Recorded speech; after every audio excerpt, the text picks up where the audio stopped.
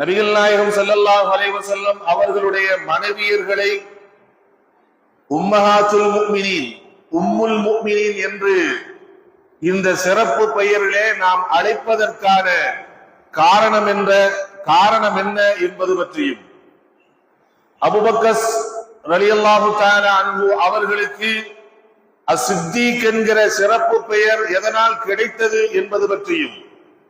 Umar ரலியல்லாஹு தஆலா அன்ஹு அவர்களுக்கு அல் ஃபாரூக் என்கிற சிறப்பு பெயரும், உஸ்மான் ரலியல்லாஹு தஆலா அன்ஹு அவர்களுக்கு வின்னூரைன் என்கிற சிறப்பு பெயரும்,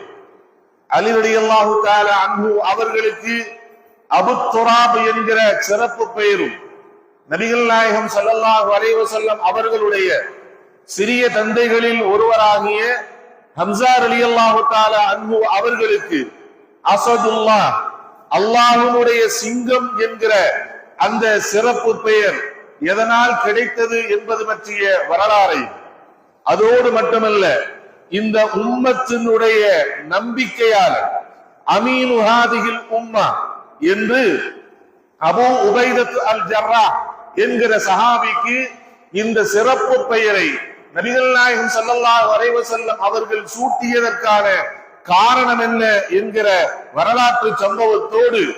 காலித் இப்னு வலீத் ரலியல்லாஹு தஆலா அன்ஹு அவர்களை பற்றி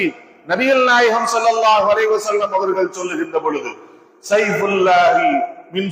சைஃபுன் மின் சுயூஃபில்லாஹில் மஸ்லூல், அல்லாஹ்வுடைய